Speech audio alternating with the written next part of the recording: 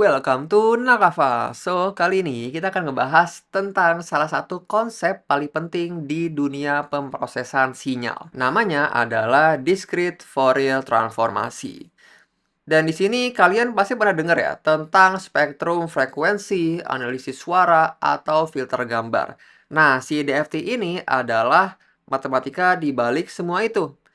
Kita akan ngebahas dari analogi sederhana dari DFT sampai rumus matematisnya nih. Gimana sih DFT ini? Langsung aja coba kita bahas nih ya. Pertama-tama kita harus tahu dulu apa itu DFT. DFT itu adalah teknik untuk mengubah sinyal dari bentuk domain, contohnya adalah seperti gelombang suara ya, ke domain frekuensi.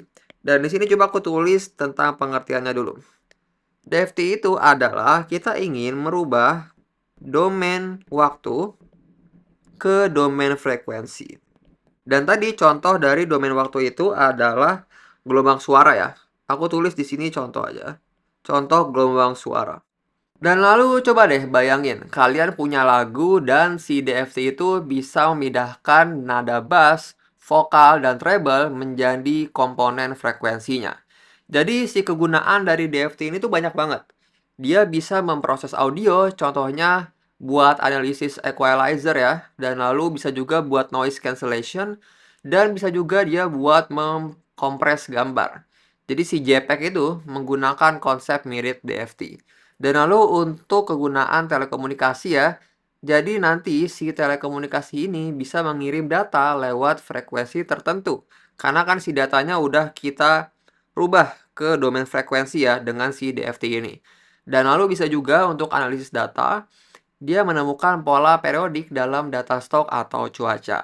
Jadi itu untuk apa itu DFT dan kegunaannya ya. Dan lalu bagaimana nih analogi dari DFT biar kamu makin mengerti. Jadi DFT itu mirip banget kayak sebuah prisma nih di sini. Kalian tahu ya, prisma bentuknya kayak gini, kayak piramid. Dan kalau si prisma ini kita tembakin dengan sebuah cahaya di sini. Ini jadi cahaya kita tembakin ke prisma ini. Si cahaya putih ini akan terpecah atau membelah gitu ya menjadi warna pelangi. Jadi di sini bisa ada biru, bisa ada kuning, bisa ada merah juga ya, atau bisa juga ada hijau nih contohnya. Jadi dia menjadi membelah menjadi warna pelangi. Dan DFT ini mirip banget kayak si prisma ini. Di sini kan dengan prisma, si cahaya menjadi terbelah menjadi warna pelangi. Sama kayak si DFT juga. Si warna pelangi ini dia adalah si domain frekuensi. Dan lalu si cahaya ini dia adalah domain waktunya. Jadi simpel ya, analogi dari DFT mirip banget kayak si prisma. Dan lalu untuk aku menjelaskan lebih dalam lagi tentang DFT, aku pengen menggambar sebuah grafik ya di sini. Dan aku akan mempunyai sebuah data di grafik ini. Aku akan membuat grafik. Dan untuk yang garis horizontal dia adalah X.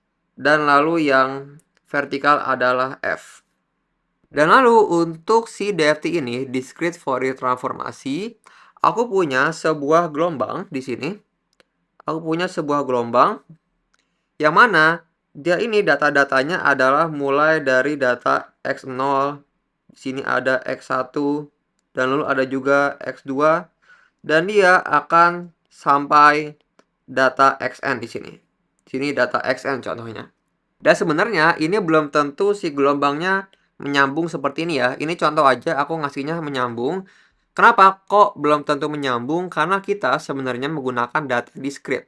Data discrete itu adalah si data titik-titik ini. Jadi sebenarnya si titik-titik ini itu belum tentu menyambung. Tapi di sini aku contoh aja, ini adalah menyambung ya.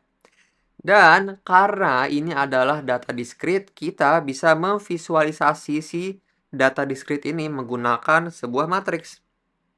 Di sini aku akan membuat sebuah matriks nih di sini ya. Dan di sini kita punya F0, F1, F2, dan dia akan sampai Fn di sini. Jadi si data discrete bisa kita visualisasikan menggunakan si matriks ini. Dan tadi kan definisi dari DFT adalah kita pengen merubah domain waktu sampai ke domain frekuensi ya. Jadi si matriks ini dia adalah domain waktunya. Dan domain frekuensinya kayak gimana? Domain frekuensinya adalah bisa kita visualisasi juga menggunakan sebuah matriks. Yaitu di sini aku akan menggambar juga ya si matriksnya yang awalnya dari F0 kita rubah menjadi F0 head di sini disebutnya. F0 head. Head itu bahasa Inggris ya. Bahasa Indonesianya adalah topi. F0 topi, tapi nanti aku buat keseluruhan video aku akan menyebutnya F0 head ya, pakai bahasa Inggris head biar simple. Jadi di sini F0 head dan lalu F1 head, F2 head dan seterusnya sampai Fn head.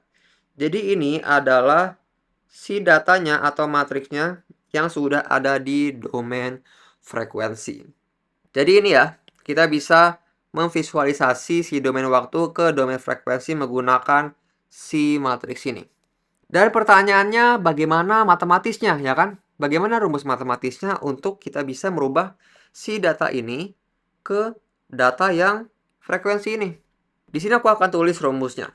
Untuk kita mendapatkan si f hat ini ya, f topi, kita mempunyai rumus di sini fk hat, dia akan sama dengan di sini sigma J sama dengan 0 sampai N-1. Dan lalu si Fj ini ya, kita kalikan dengan E pangkat min I. I itu adalah bilangan imajiner ya, I imajiner. Dan lalu 2pi. Di sini ada J, K, dan lalu semua ini kita bagi dengan N. Ini adalah rumus transformasinya. Untuk kita bisa merubah dari domain waktu ke domain frekuensi. Jadi dari matriks ini kita rubah ke matriks yang bagian sini ya.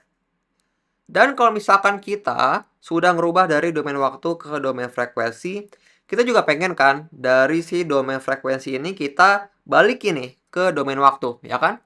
Maka ada rumusnya juga di sini. Caranya itu simpel banget rumusnya sebenarnya. Yaitu adalah sebenarnya inverse dari si rumus ini. Di sini bisa kita tulis menjadi FK ya kan? Sama dengan di sini sigma N-1 dia dari J sama dengan 0 ya. Ini adalah J. Dan lalu Fj di sini hat dan di sini dikali dengan E pangkat yang tadinya awalnya minus menjadi positif. Karena kita inverse ya kan? Inverse itu kan pangkat min 1. Min ketemu min kan jadi positif ya. Maka di sini menjadi I 2pi dan lalu ada J K per N. Dan lalu semua ini harus kita kalikan dengan 1 per N. Jadi ini adalah rumus untuk mengembalikan dari si domain frekuensi ke domain waktu. Dan rumus ini juga sebenarnya ada namanya ya. Untuk tadi yang rumus dari domain waktu ke domain frekuensi ini tuh disebutnya dengan forward transformation. Di sini forward transformation atau transformasi maju gitu ya. Karena kan kita pengen dari domain waktu ke domain frekuensi ya. Dan sebaliknya, buat kita balikin, ini disebut dengan back transformation. Jadi ini rumusnya sudah kita dapatkan. Jadi kesimpulannya itu adalah, kalau misalkan kita punya data-data discrete itu dari F0, F1 sampai si Fn ini, kita pengen rubah data-data ini ke yang tadi ya, si domain frekuensi yaitu adalah ini kumpulan data-data dari F0 head, F1 head, sampai Fn head. Kita bisa menggunakan si DFT ini. Jadi DFT ini adalah sebuah tools ya atau alat untuk merubah si domain waktu ke domain frekuensi. Dan lalu bagaimana komputasinya? Bagaimana perhitungannya? Kita menggunakan rumus ini. Kalian sebenarnya bisa ya tinggal masukin angka-angkanya aja mulai dari K-nya 0 dan J-nya 0 ya ke rumus ini. Tapi itu ribet banget perhitungannya. Aku nggak pengen ngelakuin itu di video ini karena bakal panjang banget pasti videonya. Coba kita analisa nih, apa sih yang bisa kita percantik dari rumus ini? Yaitu sebenarnya kita tuh bisa membuat sebuah matriks. Matriks DFT namanya. Daripada kita melakukan perkalian manual ya dari si K0 sampai si J0 ini, kita buat aja matriksnya di sini dan nanti kita akan melihat polanya. Nanti untuk matriksnya akan mendapatkan nih sebuah pola dan nanti kan gampang ya, tinggal kita kalikan aja matriks dengan matriks nih dan akan mendapatkan si domain frekuensi ini. Dan lalu kalau misalkan kita analisa si rumus ini, kalian bisa lihat di sini ada E pangkat min I 2pi JK per N. Dan di sini coba aku tulis si E pangkat itu E pangkat dan coba kita ambil E pangkatnya ini tanpa si J dan K ini ya. Maka di sini dia itu bisa menjadi min I 2pi per N, ya kan? Di sini coba aku tulis lagi, I-nya itu adalah imajiner atau adalah akar dari min 1 ya. Dan sebenarnya si E pangkat min I 2pi per N itu adalah sebenarnya sebuah fundamental frekuensi di sini. Bisa kita sebut dengan WN atau omega N. Di sini adalah sebuah fundamental frekuensi doang sebenarnya. Apa itu? Maksudnya adalah ini adalah cara kita untuk nanti mengevaluasi data dari X0 sampai Xn ini. Kita harus memakai sin atau cos yang seperti apa nih nanti. Jadi ini sebenarnya kegunaannya. Dan tadi kan aku mention nanti kita akan menggunakan seperti sin atau cosnya itu apa ya untuk mengevaluasi si data X0 sampai Xn ini. Kenapa tadi aku sebut cos sama sin? Karena kalau kalian udah nonton di video sebelumnya ya, aku udah ngebahas ada tentang melakukan transformasi vektor. Dan di situ aku mention tentang rumus Euler. Rumus Euler itu apa? Rumus Euler itu seperti ini. Yaitu E pangkat I dikali alfa sama dengan cos alfa ditambah I sin alfa. Mirip kan rumusnya sama si ini? Di sini ada I dan ada alfa. Maka di sini kan I-nya kita udah punya ya. Dan alfanya itu sebenarnya cuman min 2pi per N-nya. Jadi ini mirip banget kayak rumus Euler. Nanti dengan ini kita bisa nanti mengevaluasi si X0 sampai Xn-nya. Dan dengan si omega N ini, fundamental frekuensi ini, kita juga nanti bisa membuat si matriksnya nih. Nanti aku akan menulis si matriksnya dan akan menggunakan si fundamental frekuensi ini. Kalian nggak perlu bingung dulu untuk sekarang, nanti bakal make sense nih. Kalian nanti bisa melihat polanya, pola dari matriks yang bakal aku buat. Lalu langsung aja coba kita buat si matriks DFT-nya. Ini adalah si matriks DFT-nya. Untuk yang baris pertama di sini, dia adalah K sama dengan 0. Kita coba lihat di rumus ini. Kalau kita masukin K sama dengan 0, maka di sini kan K-nya menjadi 0 ya. Mau J-nya berapapun, di sini kan J-nya mulai dari 0 ya. Mulai J-nya 0, 1, 2, 3, dan seterusnya. Kalau K-nya 0, maka di sini kan semuanya bakal jadi 0. Maka di sini nanti dia akan punya E pangkat 0.